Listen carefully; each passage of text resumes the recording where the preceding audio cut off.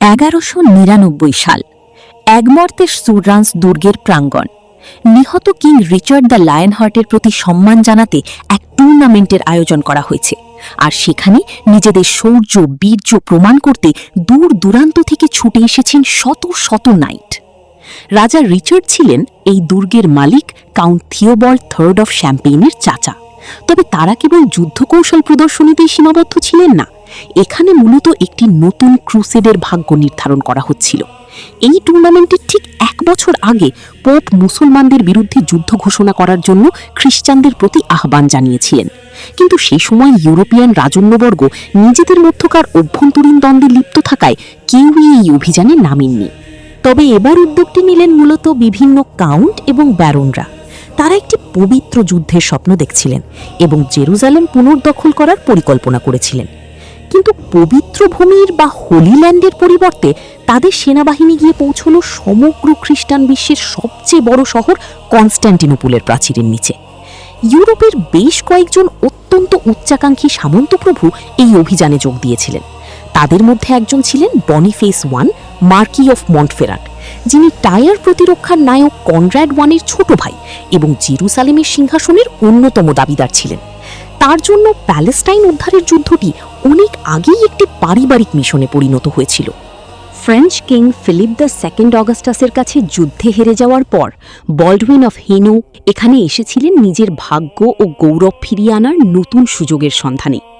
তাদের সাথে যোগ দিয়েছিলেন Louis the first, count of Blois, যিনি থার্ড ক্রুসেডের একজন সক্রিয় অংশগ্রহণকারী এবং কাউন্ট অফ শ্যাম্পেইনের চাচাতো ভাই ছিলেন।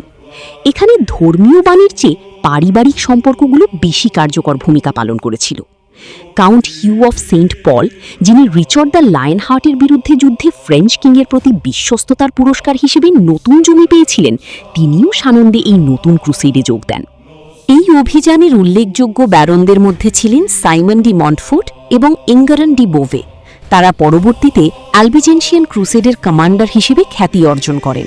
অন্যদিকে ডি বোভে ইতিহাসের পাতায় 4টি ক্রুসেডের নাইট হিসেবে অমর হয়ে থাকেন।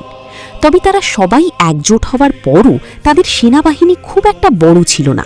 এই সামন্তপ্রভুরা সব মিলিয়ে 6000 থেকে 8000 যোদ্ধা জড়ো করতে পেরেছিলেন, যার প্রায় 1/3 এনেছিলেন বল্ডউইন অফ হেনো। বাকিরা ছিল ভূমিহীন নাইট, সার্জেন্ট এবং ভাড়াটে সৈন্য, যাদের বেশিরভাগই ছিল সম্ভ্রান্ত পরিবারের ছোট ছেলে, যাদের কোনো উত্তরাধিকার বা সম্পত্তি না থাকায় তারা নিজেদের ভাগ্য অন্বেষণ করছিল। ক্রুসেডাররা শুরুতে 30,000 মানুষের একটি বিশাল বাহিনী গড়ে তোলার পরিকল্পনা করলেও শেষ পর্যন্ত তারা কেবল 12,000 সৈন্য সংগ্রহ করতে পেরেছিল। তাদের মধ্যে 3,000 থেকে 4,000 ছিল ভারী বর্ম পরিহিত অশ্বারোহী নাইট, বাকিরা ছিল পদাতিক বাহিনী, ইনফ্যান্ট্রি, সশস্ত্র অনুচর, সার্জেন্ট, ভাড়াটে সৈন্য এবং কিছু দরিদ্র মানুষ, যারা বিশ্বাস করত যে সমুদ্রের ওপারে তাদের জন্য একটি নতুন এবং উন্নত জীবন অপেক্ষা করছে। এই বাহিনী নিয়েই ক্রুসেডাররা পবিত্র যুদ্ধের উদ্দেশ্যে রওনা হল। কিন্তু যাত্রার শুরুতেই তাদের সামনে মারাত্মক সব সমস্যা দেখা দিল। প্যালেস্টাইন যাওয়ার স্থলপথটি ছিল অত্যন্ত দীর্ঘ এবং বিপজ্জনক। বিজান্টিয়াম সাম্রাজ্য দিন দিন পশ্চিমাদের সেনাবাহিনীকে নিয়ে শঙ্কিত হয়ে উঠছিল। থার্ড ক্রুসেডের সময় ফ্রেডরিক বারবারোসা প্রায় কনস্ট্যান্টিনোপল অবরোধ করে ফেলেছিলেন। তাই এবারও তীব্র আশঙ্কা ছিল যে বিজান্টিনসরা হয়তো ক্রুসেডারদের তাদের ভূখণ্ড পার হতে দেবে না। ফলস্বরূপ নাইটরা সমুদ্রপথে যাওয়ার সিদ্ধান্ত নেন। কিন্তু এবার অন্য একটি প্রশ্ন সামনে এলো, তারা কোথায় অবতরণ করবেন? সে সময় প্যালেস্টাইন ছিল পৃথিবীর অন্যতম সুরক্ষিত অঞ্চল। সেখানে ডজন ডজন এমন দুর্গ ছিল যা এক একটি দখল করতে বছরের পর বছর অবরোধের প্রয়োজন হতো। থার্ড ক্রুসেডের সময় ক্রুসেডারদের একর শহর জয় করতে দীর্ঘ 3 বছর দেয়ালের নিচে দাঁড়িয়ে থাকতে হয়েছিল। সেই যন্ত্রণাদায়ক অভিজ্ঞতার পুনরাবৃত্তি কেউ চাননি। তদুপরি মূল মুসলিম বাহিনী প্যালেস্টাইনে নয়, বরং ইজিপ্ট এবং সিরিয়াতে অবস্থান করছিল। ক্রুসেডাররা আক্রমণ করলেই সেখান থেকে নতুন শক্তিবৃদ্ধিকারী সৈন্য চলে আসত। আবার ক্রুসেডাররা হোলি ল্যান্ড ত্যাগ করা মাত্রই মুসলমানরা সেই অঞ্চলগুলো পুনরায় দখল করে নিত। জার্মান ক্রুসেডের পর 1197-এ জাফার ক্ষেত্রে ঠিক এমনটাই ঘটেছিল। তাই এই সমস্যাগুলো এড়াতে ক্রুসেডাররা সরাসরি প্যালেস্টাইনে আক্রমণ না করে ইজিপ্টে আঘাত হানার সিদ্ধান্ত নিল, যাতে সেখানকার মুসলিম বাহিনীকে ধ্বংস করে সহজেই জেরুজালেমের দিকে অগ্রসর হওয়া যায়। কিন্তু তাদের বড় অভাব ছিল জাহাজের। ক্রুসেডাররা তখন সমুদ্র উপকূলীয় প্রজাতন্ত্রগুলোর ম্যারিটাইম রিপাবলিক্সের দ্বারস্থ হল, যাদের কাছে তৎকালীন ইউরোপের সেরা নৌবহর ছিল।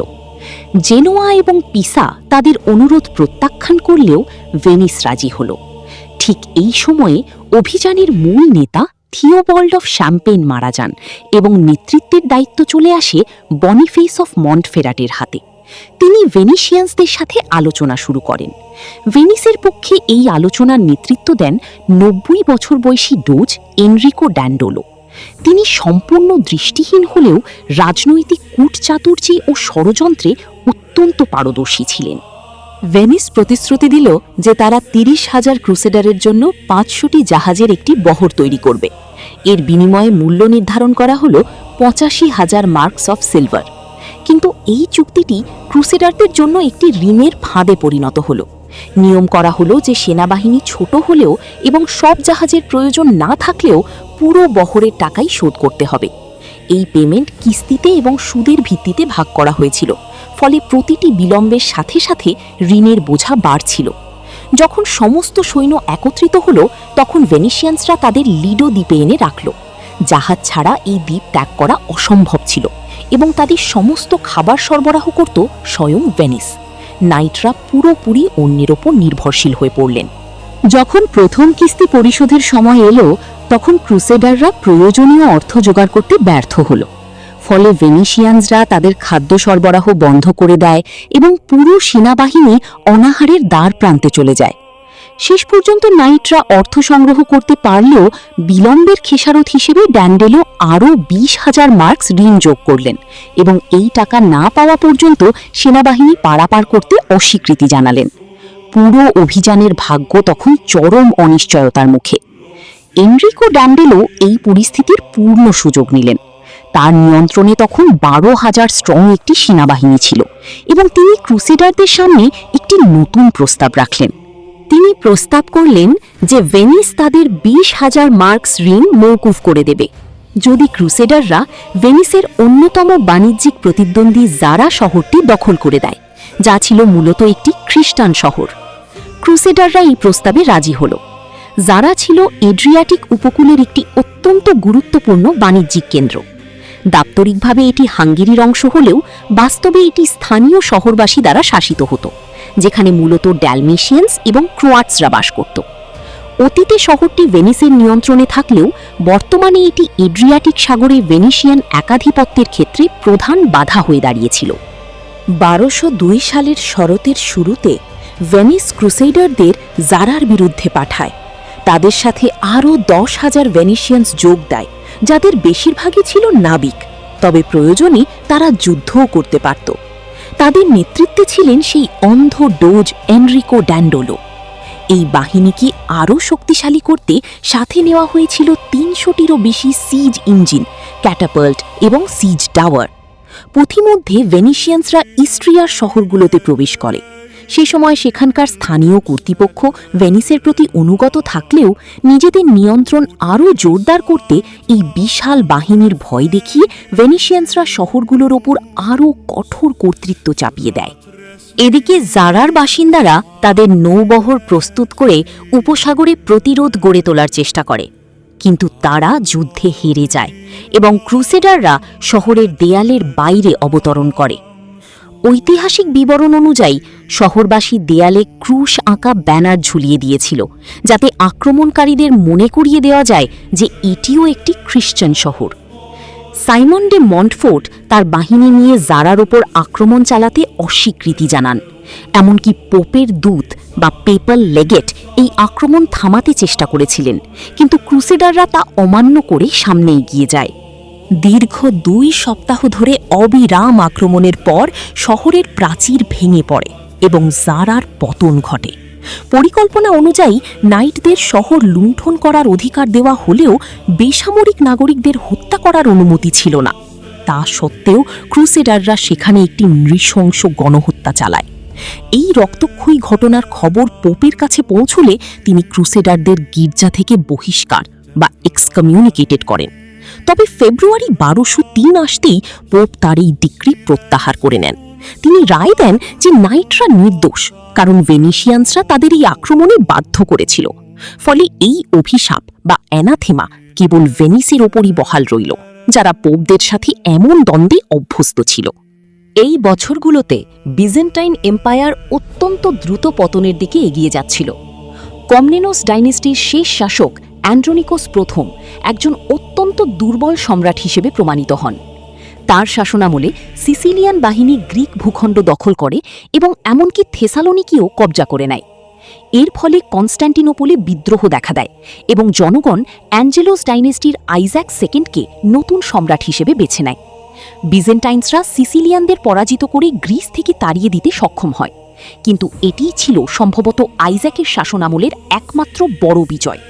পরবর্তীতে তিনি বালগেরিয়ানসদের কাছে পরাজিত হন, যারা বিদ্রোহ করে নিজেদের স্বাধীনতা পুনরুদ্ধার করেছিল। সাইপ্রাস দ্বীপটিও সম্রাটের হাত থেকে ফসকে যায়। সেখানে কমনেনোস রাজবংশের একজন বিদ্রোহী আইজ্যাক ক্ষমতায় আসার আগেই নিজেকে দ্বীপের স্বাধীন শাসক ঘোষণা করেছিল। তবে শীঘ্রই ক্রুসেডাররা দ্বীপটি দখল করে নেয়। আইজ্যাকের পর সার্বিয়ার উপর প্রকৃত কর্তৃত্ব প্রতিষ্ঠার চেষ্টা করেন। কাগজে কলমে এটি বাইজান্টিয়ামের অংশ হলেও বাস্তবে দেশটি অনেক আগেই স্বাধীনতা লাভ করেছিল। কিছু বিজয় সত্ত্বেও তিনি সেখানে পূর্ণ নিয়ন্ত্রণ বজায় রাখতে ব্যর্থ হন। শূন্য রাজকোষ পূরণ করার জন্য আইজ্যাক তখন বাইজেন্টাইন ভূখণ্ডে শুল্কমুক্ত বাণিজ্যের অধিকার ভেনিশিয়ানসদের কাছে বিক্রি করে দেন। এটি ইতিমধ্যে দুর্বল হয়ে পড়া সাম্রাজ্যের অর্থনীতিকে আরও পঙ্গু করে দেয়। অবশেষে বালগেরিয়ানসদের বিরুদ্ধে আরেকটি অভিযানের সময় আইজ্যাকের নিজস্ব সৈন্যরা তার বিরুদ্ধে বিদ্রোহ ঘোষণা করে। এই বিদ্রোহের নেতৃত্ব দিয়েছিলেন তার নিজের ভাই অ্যালেক্সিয়স। সম্রাটকে বন্দী করা হয়, অন্ধ করে দেওয়া হয় এবং রাজধানীতে পাঠিয়ে দেওয়া হয়। অ্যালেক্সিয়স তৃতীয় সিংহাসনে আরোহণ করে নতুন শাসক হন, কিন্তু তার শাসনামলও মোটেও সফল ছিল না। তুর্কিরা এশিয়া মাইনারে তাদের সাম্রাজ্য দ্রুত বিস্তার করছিল। অন্যদিকে বলকানস অঞ্চল অভ্যন্তরীণ কোন্দলে জর্জরিত ছিল। সম্রাটের নিজস্ব বাহিনীর ভাড়াটে সৈন্যরা সেখানে তিনবার বিদ্রোহ করে। একই সময় বালগেরিয়ানসরা পরিস্থিতির সুযোগ নিয়ে তাদের আরও বেশ কিছু জাতিগত ভূমি পুনরুদ্ধার করে। এই সম্পূর্ণ ভাঙন ও বিশৃঙ্খলার প্রতীক ছিলেন আর্গলিসের গভর্নর লিওস কুরোস। এই 1201 তিনি চূড়ান্তভাবে কনস্ট্যান্টিনোপলের সাথে সম্পর্ক ছিন্ন করে নিজেকে একজন স্বাধীন শাসক হিসেবে প্রতিষ্ঠিত করেন। এখানেই থেমে না থেকে পরবর্তী বছরগুলোতে তিনি বলপূর্বক পার্শ্ববর্তী গ্রিক প্রদেশগুলো নিজের সাম্রাজ্যভুক্ত করেন। এই আমলের বাইজান্টিয়ামের ইতিহাসে একটি মারাত্মক ধরন লক্ষ্য করা যায়। প্রতিটি অযোগ্য সম্রাটের স্থলাভিষিক্ত হচ্ছিলেন তার চেয়েও বেশি অযোগ্য আরেকজন।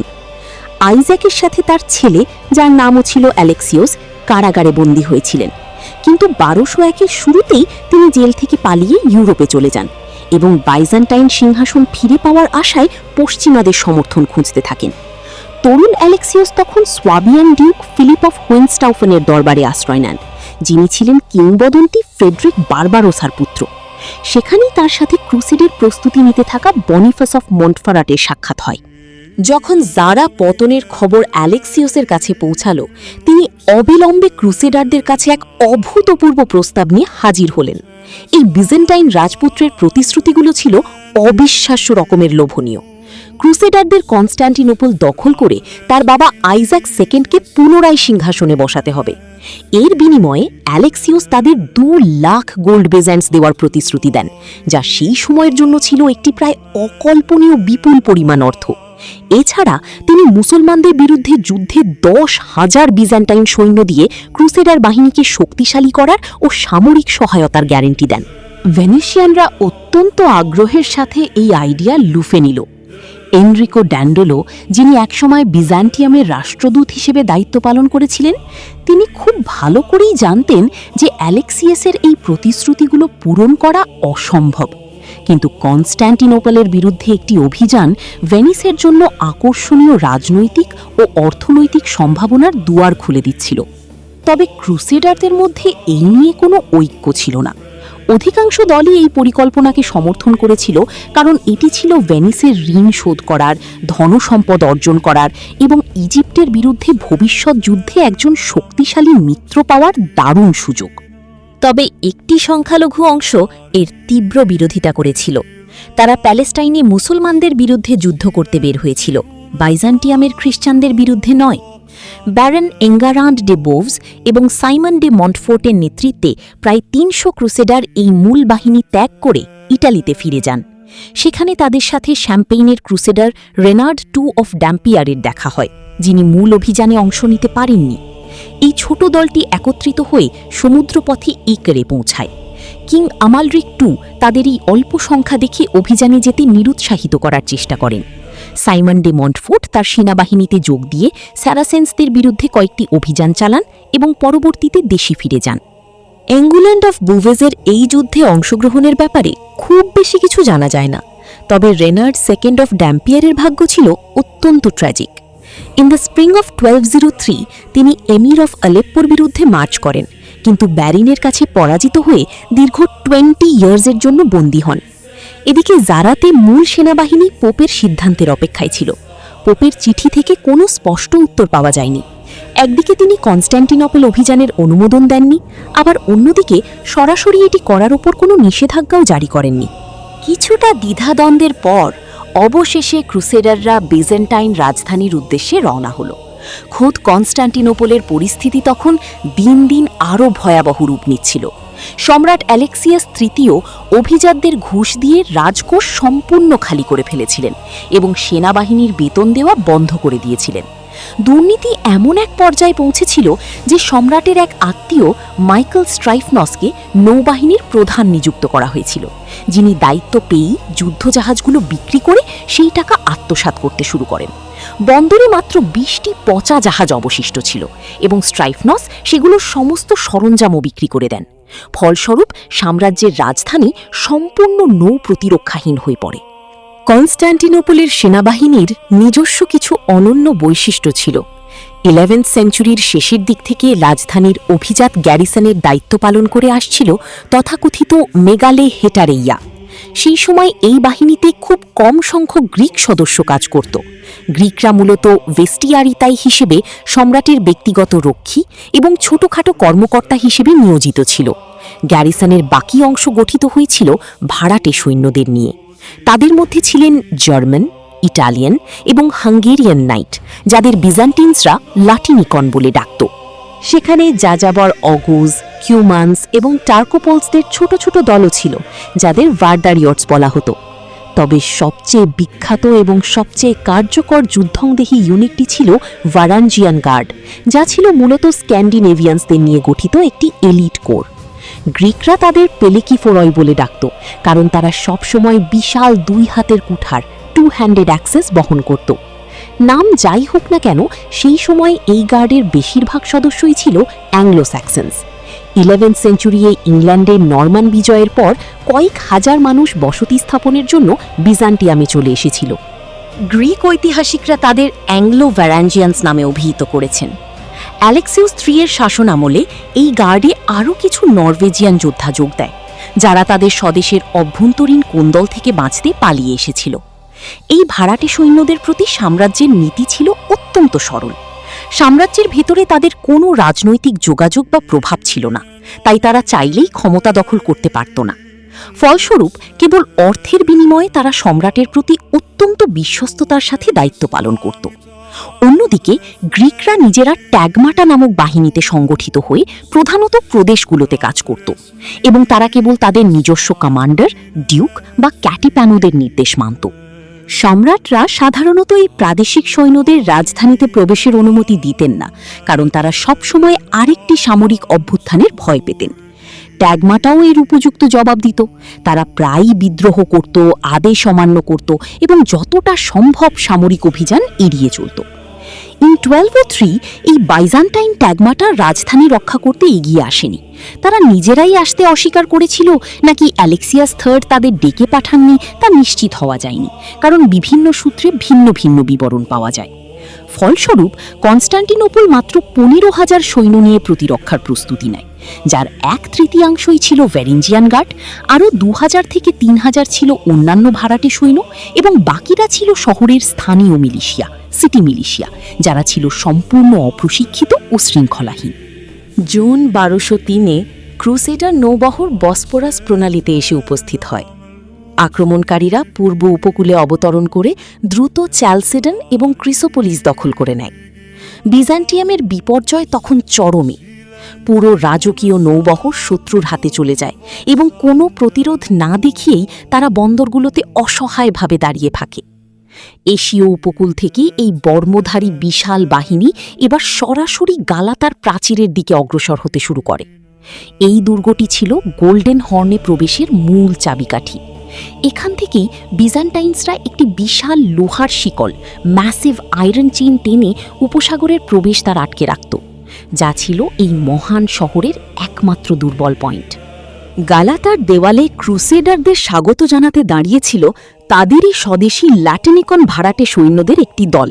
তারা ক্রুসেডারদের অবতরণ বাধা দেওয়ার সাহস না পেয়ে দুর্গের পুরো দেওয়ালের পেছনে নিজেদের অবরুদ্ধ করে নেয় এবং একটি ভয়াবহ ও রক্তক্ষয়ী যুদ্ধের জন্য প্রস্তুত হতে থাকে। দীর্ঘ 2 ডেজ ধরে গালাতার জন্য এক নৃশংস যুদ্ধ চলল।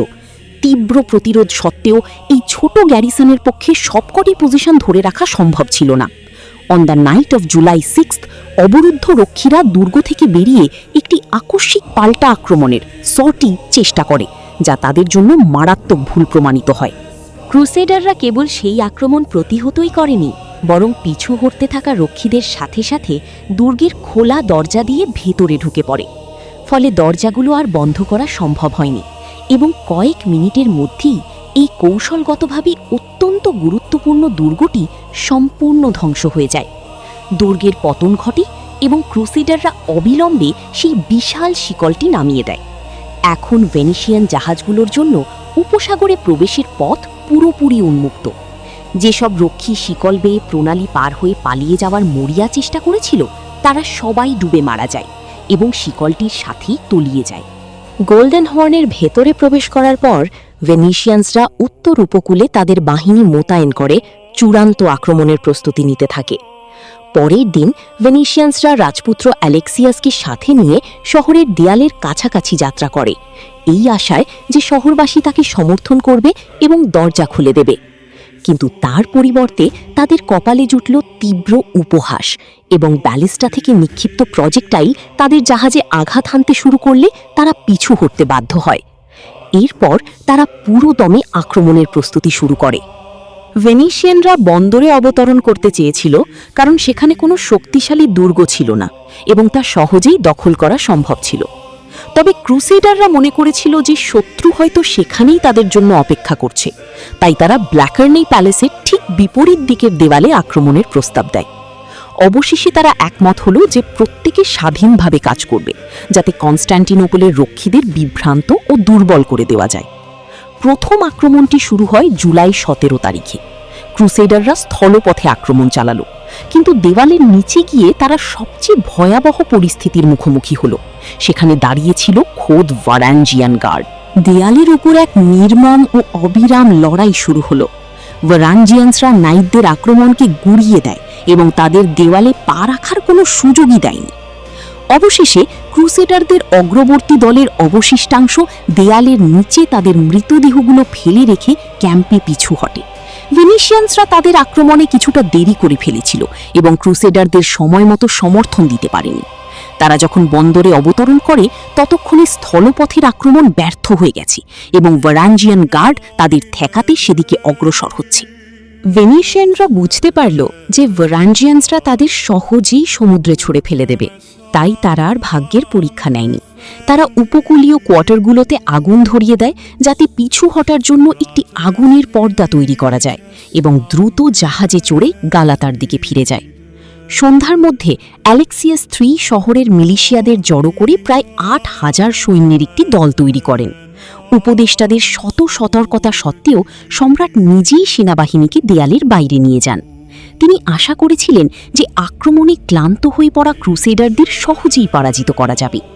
তা সত্ত্বেও শহরের বাইরে এসে বিজেন্টিনসরা একটি পাহাড়ি ক্রুসেডারদের সুসংগঠিত ও সুরক্ষিত ক্যাম্প দেখতে পায়। শত্রুদের পজিশন মূল্যায়ন করে অ্যালেক্সিয়াস আর যুদ্ধের ঝুঁকি না নিয়ে তার সৈন্যদলকে ঘুরিয়ে শহরের ভেতরে ফিরে আসেন। সেই রাতেই অ্যালেক্সিওস তার পরিবার এবং রাষ্ট্রীয় কোষাগার থেকে প্রায় 50,000 গোল্ড বেজান্টস নিয়ে একটি জাহাজে চড়ে শহর থেকে পালিয়ে যান। সম্রাটের এই পলায়নের খবর পেয়ে বিজেন্টিন কর্মকর্তারা ক্রুসেডারদের সাথে আলোচনা শুরু করেন। তারা অন্ধ আইজাক টুকে কারাগার থেকে মুক্ত করে পুনরায় সম্রাট ঘোষণা করেন। এর ফলে আক্রমণের আনুষ্ঠানিক অজুহাতটি আর রইল না। একই সময়ে অ্যালেক্সিওস অ্যাঞ্জেলোস তার বাবার সাথে সহশাসক হিসেবে শহরে প্রবেশ করেন এবং অ্যালেক্সিওস IV নাম ধারণ করেন। আইজাকের অসুস্থতার কারণে মূল ক্ষমতা ছিল আসলে তার ছেলের হাতেই। ক্রুসেডারদের শহরের ভেতরে প্রবেশের অনুমতি দেওয়া হয়নি এবং তারা দেয়াল থেকে কিছুটা দূরে ক্যাম্প করতে বাধ্য হয়। কিন্তু অ্যালেক্সিওসকে তো প্রতিশ্রুত অর্থ পরিশোধ করতে হবে। সমস্যা ছিল, আগের সম্রাট ইতিমধ্যে রাজকোষ শূন্য করে দিয়ে গেছেন। প্রয়োজনীয় অর্থ জোগাড় করতে এই নতুন সম্রাট কনস্ট্যান্টিনোপলের গির্জাগুলোতে লুণ্ঠন শুরু করেন। তিনি সোনা ও রূপা কেড়ে নেন এবং এমনকি পবিত্র আইকন থেকে সোনার পাত পর্যন্ত তুলে নেন। এইভাবে তিনি প্রতিশ্রুত অর্থের মাত্র অর্ধেক জোগাড় করতে সক্ষম হন। ক্রুসেডাররা বিজান্টিয়ামেই রয়ে গেল, আর ওদিকে অর্থোডক্স গ্রিকরা সম্রাটের এই কাজকে চরম ধর্মদ্রোহিতা ও পবিত্রতা লঙ্ঘন হিসেবে গণ্য করল। অ্যালেক্সিয়াস IV শহরবাসীর মধ্যে তার অবশিষ্ট সমস্ত সমর্থন হারিয়ে ফেললেন। ইন দ্য সামার অফ 1203 সম্রাট কনস্ট্যান্টিনোপল ত্যাগ করেন এবং ক্রুসেডার বাহিনীর একাংশকে সাথে নিয়ে তার পূর্বসূরিকে খুঁজতে বের হন, যাকে তিনি রাজধানীতে ফিরিয়ে এনে সিংহাসন দখলের অপরাধে বিচার করতে চেয়েছিলেন, যাতে নাগরিকদের বিশ্বাস পুনরুদ্ধার করা যায়। পথিমধ্যে তিনি কোষাগার পূরণ করার উদ্দেশ্যে থ্রেইসের নিজস্ব বেশ কয়েকটি শহরেও লুণ্ঠন চালান। এদিকে শহরের পরিস্থিতি দিন দিন আরও খারাপের দিকে যাচ্ছিল। বন্দর এলাকায় একটি মুসলিম কোয়ার্টার ছিল, যেখানে পূর্ব দেশের বণিকরা বাস করত। সম্রাট শহর ছাড়ার পর ক্রুসেডাররা সেখানে গিয়ে এক ভয়াবহ হত্যাকাণ্ড চালায় এবং শহরের সমস্ত মুসলমানকে হত্যা করে। নাইটরা সেখানেই থেমে থাকেনি, শীঘ্রই এই সহিংসতা গ্রিক কোয়ার্টারগুলোতেও ছড়িয়ে পড়ে। অ্যালেক্সিওস ডুকাস নামের এক রাজকীয় কর্মকর্তা, যিনি মুরজুপ্লুস ডাক নামে পরিচিত ছিলেন, এই বিশৃঙ্খলা থামানোর দায়িত্ব নেন। শহরে শৃঙ্খলা ফিরিয়ে আনতে ডুকাস ক্রুসেডারদের বিরুদ্ধে ভারেঞ্জিয়ান গার্ডকে পাঠান। ভারেঞ্জিয়ানসরা বল প্রয়োগ করে আক্রমণকারীদের শহরের দেয়ালের বাইরে তাড়িয়ে দেয়। অ্যালেক্সিয়াস ডুকাস নিজেও এই লড়াইয়ে সরাসরি অংশ নেন এবং ক্রুসেডারদের সাথে এক সংঘর্ষে প্রায় মরতে বসেছিলেন। যখন এই হত্যাকাণ্ডগুলো চলছিল, ঠিক তখনই শহরে একটি অগ্নিকাণ্ড ঘটে, যা একটানা 3 দিন ধরে জ্বলেছিল। এই আগুন শহরের প্রায় 1/4 অংশ বা 1/4 অংশ ধ্বংস করে দেয়। শীতকালে সম্রাট যখন ফিরে আসেন, পরিস্থিতি আরও শোচনীয় হয়ে ওঠে। ডিসেম্বর পুনরায় দাঙ্গা শুরু হয় এবং এবার গ্রিকরা শহরে বসবাসকারী ইটালিয়ান বণিকদের ওপর আক্রমণ চালায়। জানুয়ারিতে বিজান্টিনরা ভেনিশিয়ানদের গোল্ডেন হর্ন থেকে তাড়িয়ে দেওয়ার চেষ্টা করে। তারা 17টি জাহাজ সংগ্রহ করে, সেগুলোতে আগুন ধরিয়ে দেয় এবং শত্রুদের নোঙর করা জাহাজের দিকে পাঠিয়ে দেয় এই আশায় যে সেখানে আগুন ধরে যাবে। কিন্তু ভেনিশিয়ানরা সময় মতো বিপদ টের পায় এবং অত্যন্ত দক্ষতার সাথে জ্বলন্ত জাহাজগুলোকে দূরে সরিয়ে দেয়। সম্রাটের মর্যাদা তখন দ্রুত ধুলোয় মিশে যাচ্ছিল। তার বিরোধীরা তার বিরুদ্ধে সমকামিতার অভিযোগ আনে, যা সেই সময়ে একটি মৃত্যুদণ্ডযোগ্য অপরাধ ছিল।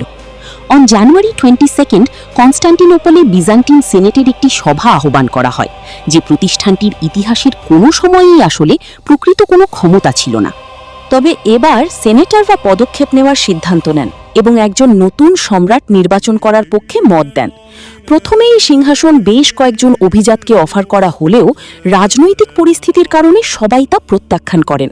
কেউ কেউ তো মুকুট পরা থেকে বাঁচতে অবিলম্বে মঠে বা মনিস্ট্রিজে গিয়ে আশ্রয় নেন।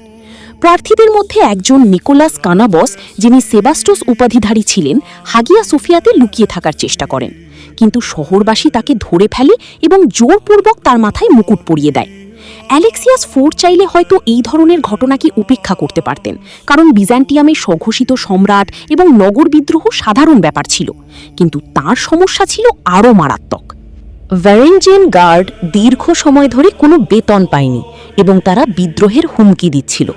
সম্রাটের কাছে টাকা থাকলেও তিনি পেমেন্ট দিতে দেরি করছিলেন, কারণ তিনি সেই টাকা ক্রুসেডারদের দিয়ে দিতে চেয়েছিলেন, যাতে তারা যত দ্রুত সম্ভব সাম্রাজ্য ছেড়ে চলে যায়। ঠিক এই মুহূর্তে অ্যালেক্সিয়াস ডুকাস সেই ভ্যারেঞ্জিয়ান্সদের কাছে যান। তিনি প্রতিশ্রুতি দেন যে তারা যদি তাকে সম্রাট বানায় তবে তিনি তাদের সমস্ত বকেয়া পরিশোধ করে দেবেন। তারা রাজি হল। তারা আইজ্যাক সেকেন্ড এবং অ্যালেক্সিয়াস ফোর্থকে বন্দী করল। শীঘ্রই দুজনই মারা যান। গবেষকদের মতে আইজ্যাক বার্ধক্যের কারণে এবং অ্যালেক্সিয়াসকে শ্বাসরোধ করে হত্যা করা হয়েছিল।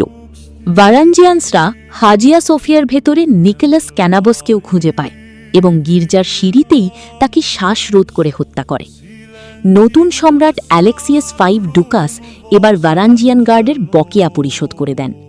এর বিনিময়ে তিনি ক্রুসেডারদের সব প্রস্তাব প্রত্যাখ্যান করেন এবং তাদের অবিলম্বে বাইজেন্টিয়াম ত্যাগ করার আদেশ দেন। ক্রুসেডাররা অ্যালেক্সিয়াস এর নির্দেশ মানতে অস্বীকার করল। তদুপরি শহর আক্রমণ করার জন্য তারা এখন আরেকটি দারুণ অজুহাত পেয়ে গেল। তাদের চোখে এই নতুন সম্রাট ছিলেন একজন অবৈধ দখলদার এবং বৈধ শাসকের হত্যাকারী। অ্যালেক্সিয়াস এর হত্যার প্রতিশোধ নেওয়ার ডাক দিয়ে ক্রুসেডাররা কনস্ট্যান্টিনোপল আক্রমণের জোর প্রস্তুতি শুরু করল। অ্যালেক্সিয়াস ও প্রতিরক্ষার জন্য প্রস্তুত হলেন। তিনি কাঠের বিম দিয়ে দেয়ালগুলো আরও শক্তিশালী করলেন এবং ব্যালিস্টা স্থাপন করলেন। তবে প্রধান সমস্যা ছিল পর্যাপ্ত সৈন্যের অভাব। তাই সম্রাট কৌশলের ওপর নির্ভর করলেন। ঠিক হল, শহরের মিলিশিয়ারা দেয়ালের ওপর শত্রুদের ক্লান্ত ও দুর্বল করবে, আর তিনি ভারেঞ্জিয়ান গার্ডকে নিজের কাছে রিজার্ভ রাখবেন এবং কেবল তখনই যুদ্ধে নামাবেন যখন শহরে কোনো বড় ধরনের ফাটল বা অনুপ্রবেশের হুমকি দেখা দেবে। ফেব্রুয়ারি অ্যালেক্সিয়াস একটি ছোট বাহিনী নিয়ে শহরের বাইরে একটি আকস্মিক অভিযানের বা সর্টি চেষ্টা করেন। তিনি মূল ক্রুসেডার ক্যাম্পে আক্রমণ করার পরিকল্পনা করেননি, বরং আশেপাশের গ্রামগুলোতে রসদ সংগ্রহ করতে থাকা ছোট ছোট দলগুলোকে ধাওয়া করার উদ্দেশ্যে বের হয়েছিলেন।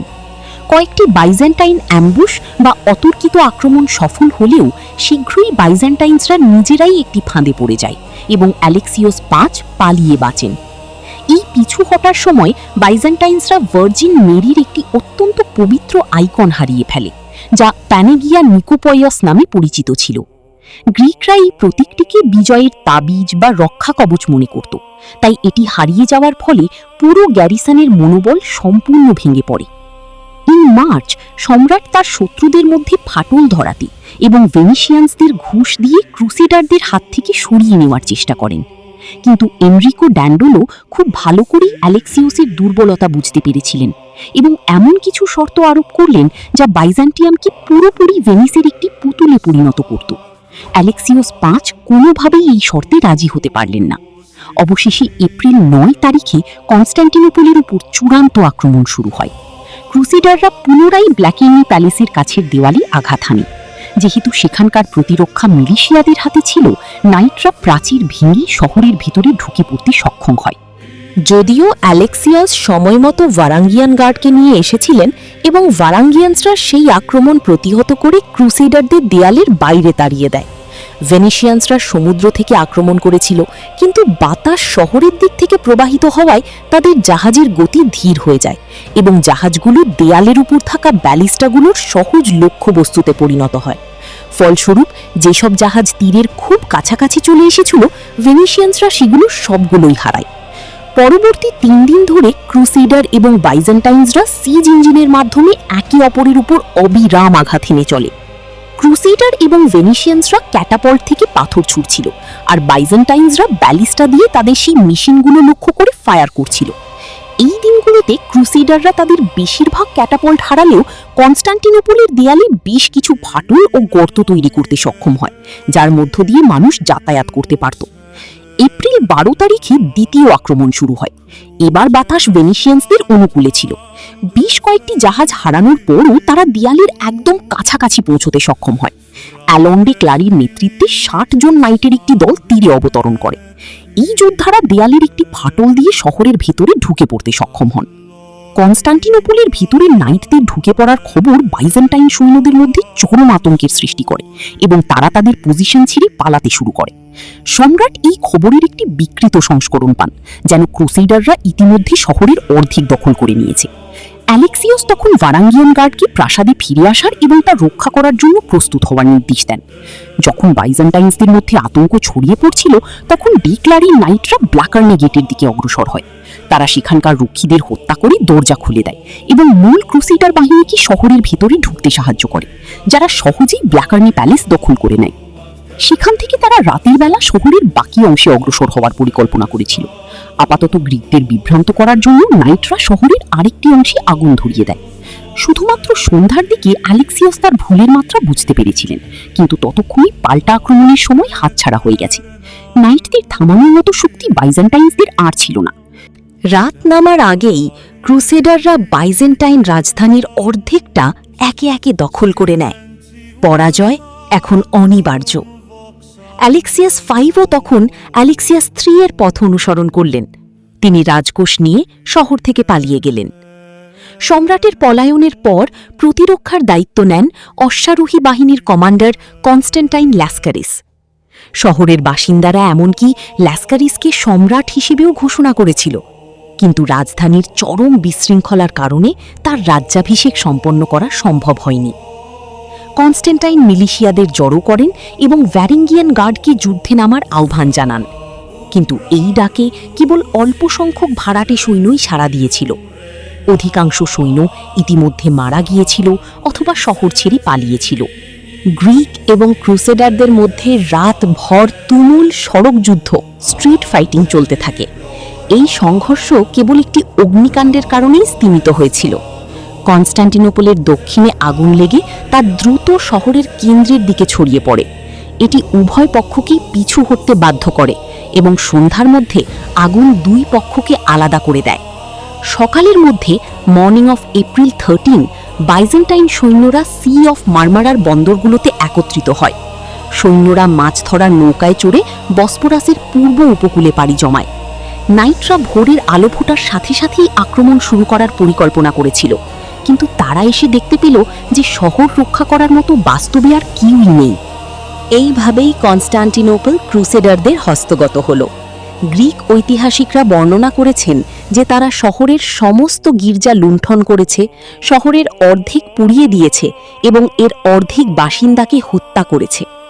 লুণ্ঠিত সম্পদের পরিমাণ 1 মিলিয়ন গোল্ড বেজেন্স ছাড়িয়ে গিয়েছিল। ঐতিহাসিকরা পবিত্রতা লঙ্ঘনেরও উল্লেখ করেছেন। অভিযোগ রয়েছে যে লুণ্ঠনের সময় হাগিয়া সোফিয়াকে একটি পতিতালয়ে পরিণত করা হয়েছিল। তবে আধুনিক ইতিহাসবিদরা এই বিবরণগুলোকে কিছুটা অতিরঞ্জিত মনে করেন, কারণ সব ক্রুসেডার শহর লুণ্ঠন করেনি।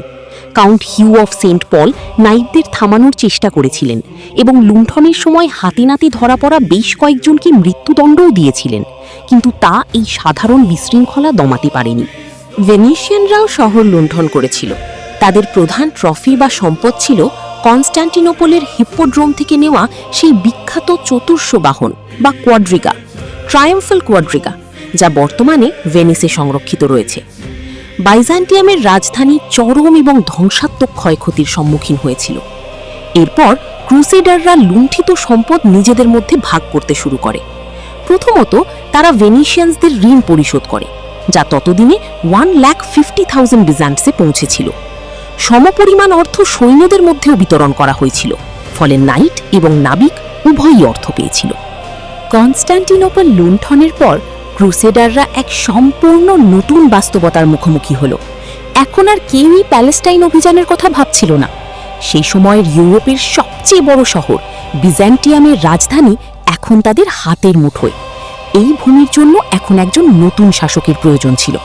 প্রথম দিকে সাম্রাজ্যের সিংহাসনের মূল দাবিদার ছিলেন অভিযানের প্রধান নেতা বনিফেস অফ মন্টফেরাট, কিন্তু ভেনিস তার বিরোধিতা করল, কারণ তিনি ছিলেন তাদের জন্য অত্যন্ত বিপজ্জনক একজন পার্টনার। বনিফেসের সাথে ডোজিসদের শত্রু হোহেনস্টাউফেন্সদের সুসম্পর্ক ছিল, জেনোয়ার সাথে অর্থনৈতিক যোগাযোগ ছিল এবং কমনিনস রাজবংশের সাথে পারিবারিক সম্পর্ক ছিল।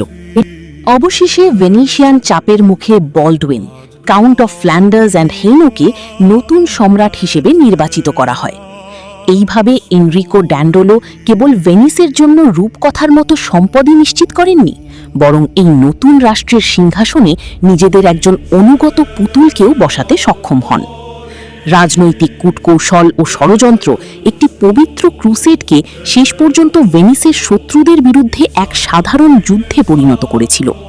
তা সত্ত্বেও ড্যান্ডোলো নিজে আর কখনোই তার মাতৃভূমিতে ফিরে যেতে পারেননি। In 1205 তিনি মারা যান এবং তাকে হাগিয়া সোফিয়াতেই সমাহিত করা হয়, যে গির্জাটি লুণ্ঠন করতে তিনি নিজেই সাহায্য করেছিলেন। এদিকে ভেনিস এই জলপথের বাণিজ্যে সম্পূর্ণ একচেটিয়া ক্ষমতার অধিকারী হয়ে ওঠে। লাতিন ব্যারনরা যখন গ্রিক ভূমি ভাগাভাগি করে সাম্রাজ্যের ধ্বংসাবশেষের ওপর নিজেদের সামন্ততান্ত্রিক ডোমেইন বা রাজ্য প্রতিষ্ঠার পরিকল্পনা করছিল, ঠিক তখনই প্রান্তিক অঞ্চলের বাইজেন্টাইন গভর্নররা নিজেদের সম্রাট ঘোষণা করতে শুরু করেন। বাইজেন্টিয়ামের চিরন্তন ঐক্য চিরতরে বিলুপ্ত হয়ে যায়, যা একদা অ্যাকারসুরেন দুর্গে একটি খ্রিস্টান পবিত্র স্থান পুনরুদ্ধারের মহৎ প্রচেষ্টা হিসেবে শুরু হয়েছিল, তা শেষ পর্যন্ত বসফরাসের তীরে এসে এক চরম ধ্বংসের মধ্য দিয়ে শেষ হল। এশিয়া মাইনরে দুই ভাই কনস্ট্যান্টাইন এবং থিওডোর ল্যাসকারিস রয়ে গেলেন। তারা নাইসিয়াতে ঘাঁটি গেড়ে বাইজেন্টাইন এম্পায়ার পুনর্গঠনের পরিকল্পনা করতে থাকেন। আর এই ঘটনার ঠিক ২০ বছর পর ইউফ্রেটিস নদীর তীরে আবির্ভূত হয় এক তুর্কি কাই উপজাতি। সীমান্তের সেই প্রান্তর থেকে তারা গভীর দৃষ্টিতে তাকিয়েছিল এশিয়া মাইনরের দিকে, যেখানে তাদের জন্য অপেক্ষা করছিল নতুন ভূমি,